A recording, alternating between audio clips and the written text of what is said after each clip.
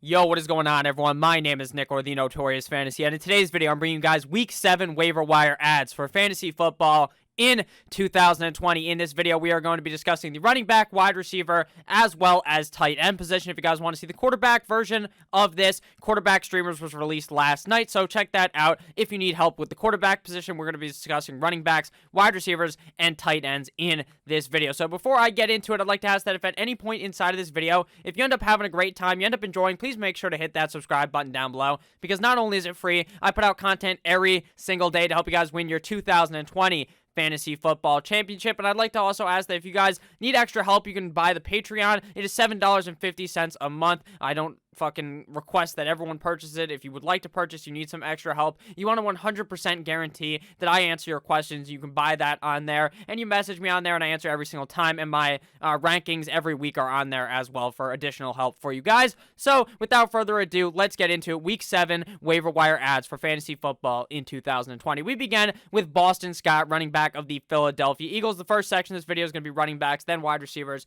and then tight ends. There will probably be timestamps. Probably not if you're watching this right in the morning when it comes out, but a couple hours in, there will be timestamps going up against the New York Football Giants. Now, Miles Sanders is expected to miss this game since it's on Thursday. Now, I don't expect this to be a long-term kind of missing or absence from Miles Sanders, but I do expect him to miss this week, according to that's just what the doctors are saying. So he should be missing this week's game on Thursday. Week 6 up against the Baltimore Ravens, he came in and really didn't do all that much, but that's because Miles Sanders got hurt really close to the end of the game. He had 2 rushes for 4 yards, 2 receptions on 4 targets for 5 receiving yards, 2.9 PPR points, and 1.9 half PPR points.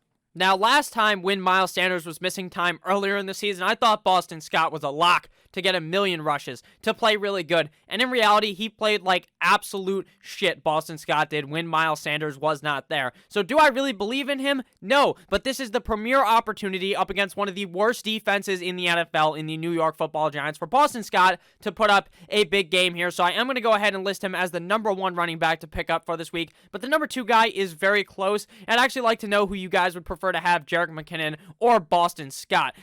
I just kind of spoiled it a little there. It's Jerick McKinnon, running back of the San Francisco 49ers. Now, I think if you need a 1-week option, I'd prefer to start Miles Sanders this week, or not Miles Sanders, I should say Boston Scott this week. But if you need a multiple week option, Jerick McKinnon would be that guy. So in a lot of people's opinion, it's going to be Jerick McKinnon, running back of the San Francisco 49ers this week, facing the New England Deflatriots in New England, which sounds like a tough matchup, but Philip Lindsay hit them with the straight up 1-2 Mayweather last week. Most are likely going to land on the IR, has not been reported to be on there yet. So I'm not 100% sure if he's going to be on there, but it seems like he is going to be. Week 6 up against the LA Rams after Mostert went down. Mostert went down late in the game, so there wasn't much opportunity for McKinnon to get it going. 16 rushes for 18 yards, 2 receptions on 3 targets, 10 receiving yards, 4.8 PPR points, and 3.8 half PPR points. But while Mostert was absent earlier in the season, because Mostert is just a walking blue injury tent that's on the sideline, this motherfucker is going to be sitting in the hospital bed and look to the right and be like, "Hey, Jenny, that's you, the nurse from last time I was hurt 3 fucking weeks ago. Hey, Tom,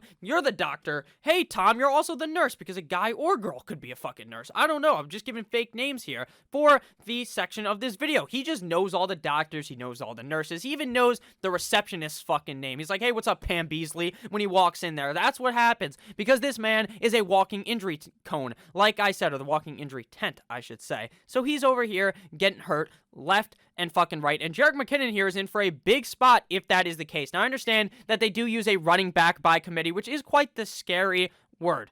Why is that scary? Because it seems like there's going to be a zillion guys in this backfield getting touches, but overwhelmingly, we saw when Mostert was gone the first time that it is truly McKinnon's the number 1 guy who's going to get the number 1 crack at it. But Shanahan doesn't give a fuck. If you suck complete and utter cock your first couple of rushes, he'll put you on the sideline, and then Jeff Wilson Jr. will get his opportunity to run the ball. Has produced, though, in the past, like I said, 19.2 half PPR points versus the Philadelphia Eagles in week number 2, I believe, or week number 3, 22.7 PPR PPR points. In the other game, he played good, was up against the New York Football Giants, 15.2 half PPR points, 16.7 PPR points in that game. So, Jerick McKinnon here is in for a big spot up against the New England Patriots. The matchup isn't amazing, but for the future, Jerick McKinnon is definitely a guy that must be added to your team. Now, I assume he's added in a lot of leagues, but he may have ended up getting cut earlier in the week after Raheem Mostert came back from that injury, considering he's rendered as useless when Mostert is healthy. Next guy here, we got Joshua Kelley, running back of the Los Angeles Chargers, going up against the Jacksonville Jaguars. Now, this situation at running back in Los Angeles is as confusing as it gets. It's like trying to do a math equation once they start adding letters into it, all right? Math is numbers, not fucking letters. X equals something, then you're completely fucked, at least for me. That's how I feel, and that's how this backfield is for the Los Angeles Chargers. They are definitely splitting work, him and Justin Jackson. Hooked on a feel. I don't know the real words to that song, but it is a banger of a song. Week 5 snaps, Jackson had 42. Week 5 snaps, Kelley had 25. So Jackson was the overwhelming kind of touch leader up against the New Orleans Saints. But then you have to think about it. What happens this week up against the Jaguars? The Jaguars' run defense is soft serve ice cream, and it would seem like both of these guys could be a nice 1-2 punch against them. But what would I do? Probably if I had to pick one to pick up, I think I'd pick up Joshua Kelley and play him. That's why he's going to be ranked one ahead of Justin Jackson, who we are going to be talking about next.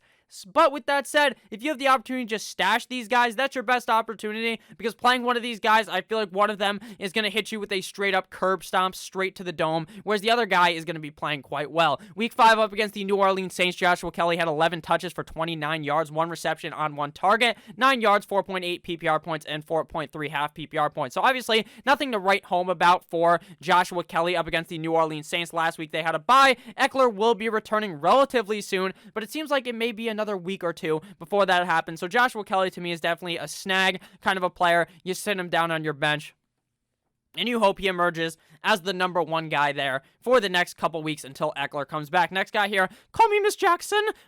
Justin Jackson, running back of the Los Angeles Chargers versus the Jacksonville Jaguars. Now, I know what you might be thinking. Nick, that's the exact same graphic. Splitting work with Justin Jackson. How's he splitting work with himself? It's because I copy-pasted it.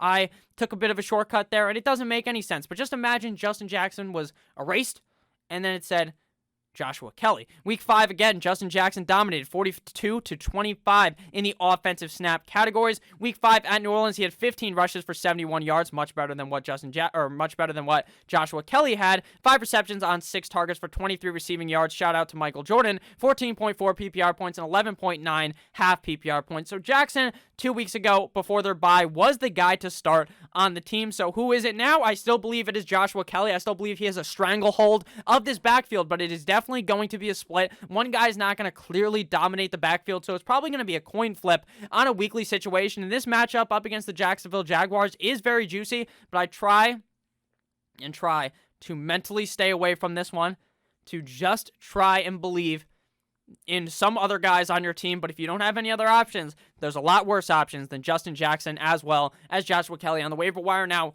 most likely, Justin Jackson will be available compared to Joshua Kelley, considering a lot of people picked up Joshua Kelley early, but he's kind of sucked some fat hog recently, so maybe he is available.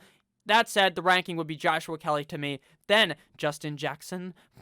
Next running back here and final running back of the video. There are going to be some honorable mentions later in the video at the running back position if you guys want some additional guys. LaMichael P. Ryan, running back of the New York Football Jets, going up against the Buffalo Bills. Now, Le'Veon Bell skedaddled. He said, I'm getting the fuck out of here. Gets his ass cut. Straight up cut. Adam Gase said, get out of town, even though Adam Gase is the one who should have been cut after he got absolutely railroaded by the Miami Dolphins last week. Fins up, baby. Le'Veon Bell now in Kansas City. So now it's the LaMichael P. Ryan and Frank Gore train. And frankly, Frank Gore is good for like 60 yards a game, right? Death, taxes, Frank fucking Gore getting 50 yards a game at 79 years old. This guy was playing when they invented the game of football, and he's still playing now. Week 6 up against the Miami Dolphins, LaMichael P. Ryan got 7 rushes, 27 rushing yards, 2 receptions on 3 targets for 9 receiving yards, 5.6 PPR points, and 4.6 half PPR points. So I understand nothing amazing out of LaMichael P. Ryan, but if you need a deeper type of a league, dart throw to throw, go ahead and throw it on LaMichael P. Ryan, because if they fire Adam Gase, maybe he will be pretty good. Now, if we are on to the wide receiver part of the video, so if you guys have ended up enjoying again thus far, please make sure to hit that subscribe button down below. I would really appreciate it, and you're going to want to appreciate that too, because I'm going to be helping you eat some W's like your name was famous, Jameis Winston, in your fantasy football league. So next guy here, we got Mike Williams, wide receiver of the Los Angeles Chargers, going up against the Jacksonville Jaguars this week. Again, this is a juicy matchup up against running backs as well as wide receivers against the Jacksonville defense. Mike Williams may have gone unnoticed in the waiver wire last week due to the fact that he did not play a game and had a bye like we discussed about the LA Chargers with Jackson as well as Joshua Kelley. Now, Keenan Alen is reported to potentially miss this game. Do I expect him to miss? Probably not, but he could end up missing this game. But the Chargers are so far gone. The record is so shit that I feel like he's going to have to play. Week 5 up against the New Orleans Saints, Mike Williams went absolutely crazy bones on that ass, crazy town. He was smacking that ass from the back while he was hitting it raw. 8 targets, 5 receptions, 100+ yards with 108, 2 touchdowns, 27.9 PPR points, and 28.4 half PPR points. How does that make any sense? I don't fucking know. In reality, it was 25.4 half PPR points, but either way, a tremendous game up against the New Orleans Saints. This is a great matchup this week up against the Jacksonville Jaguars, and I think Mike Williams goes balls deep in that Jacksonville ass. Next game here, and next guy, we got Christian Kirk, wide receiver of the Arizona Cardinals, going up against the Seattle Seahawks this week. Now, the Seattle Seahawks don't have the greatest defense. They're no longer the 12th man of the past. They're more of like 9 guys out there, or 5 guys, like the burgers and fucking fries, because they're not all that good. Last week, or actually just yesterday as you guys are watching this, up against the Dallas Cowboys, the Arizona Cardinals kept ramming right into Dallas. Jerry Jones was watching his team get anally destroyed from the top ropes up there, looking down in disgust because Andy Dalton is a fucking garbage can. Week 6 up against the Dallas Cowboys in Jerry's world, 3 targets, 2 receptions, 86 yards, 2 touchdowns, 22 PPR points in that game. It doesn't say it on the screen, but that would be 21 half PPR points. So Christian Kirk has shown off 2 weeks in a row that he is an electrifying part of this offense. My only worry, though, is that Kyler Murray doesn't give a fuck who he throws the ball to. Literally targets Andy Isabella 90 yards down the field. He'll target Keyshawn Johnson, who's not the old Keyshawn Johnson, but just a guy named Keyshawn Johnson. He targets all these motherfuckers. You get a target. You get a target. You all get a target, Oprah Winfrey style. Now, normally he just targets DeAndre Hopkins, but when D-Hop's getting fucking locked up like Kodak Black, he's going to have to air it out to these other guys, and that's when Christian Kirk and friends kind of play quite well. So I like Christian Kirk. He's performed great 2 weeks in a row. My only worry, though, is that Christian Kirk has never strung a bunch of games together in his career of being good. Typically, he'll be a little bit streaky, get like 2 good games, and then right when you think it's the perfect time to start him up against the Seattle Seahawks, he bends you right over the table and asks, "What are you doing, step bro?" and then fucks you right in the ass. So next guy here, we got Titty Boy T. Higgins, wide receiver of the Cincinnati Bengals. Week 6 goes up against the Indianapolis Colts in Indianapolis. This week, he is going up against the Cleveland Browns. Last week, up against the Colts that have a pretty solid defense, especially since a lot of the guys returned. 8 targets, 6 receptions, 125 yards, 1 rush for 2 yards, 18.7 PPR points, and 15.7 half PPR points. We can no longer put any slander on Titty Boy T. Higgins' name. He's clearly the wide receiver too there. It's Boyd, and it's Higgins. AJ Green is the cuck sitting there in the corner jerking off while T. Higgins and Tyler Boyd do everything because AJ Green is a useless sack of shit on this team. He's washed up. He's too goddamn old. He's what we say about Tom Brady, but it's actually true in the case of AJ Green. He sucks, okay? He's not good. T. Higgins is the future, and this guy's going to go absolutely ham-boney up against the Cleveland Browns this week. Solid. Again, 5 targets, 4 receptions up against the Arizona Cardinals for 35 yards and 7.50 PPR points. They couldn't get anything going on offense for the first 3 quarters of the game. They really only looked all right in the 4th quarter. And now they play up against the Washington football team. I think Andy Dalton figures it out and plays better in this game. So Dalton Schultz will be much better in my opinion. And final tight end here before we get into the honorable mention is Jimmy G, Jimmy Guwop, Jimmy Graham, tight end of the Chicago Bears, going up against the LA Rams this week in LA. Week 6 versus the Carolina Panthers. He had 8 targets, 5 receptions, 34 yards, 8.4 PPR points, and 5.9 half PPR points.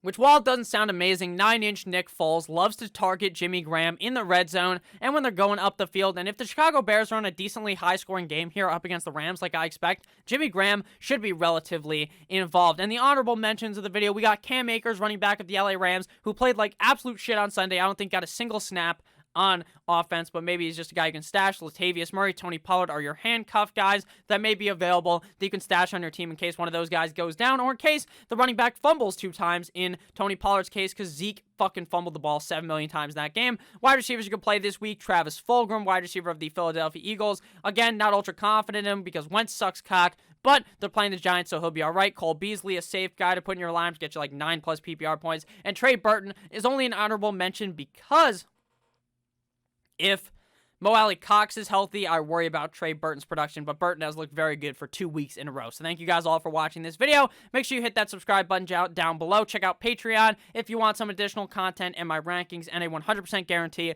for me to answer your question. I love each and every single one of you motherfuckers, and I can't wait to see you guys in another video a couple hours from now. Have a great rest of your guys' day. As always, goodbye. I love you guys all.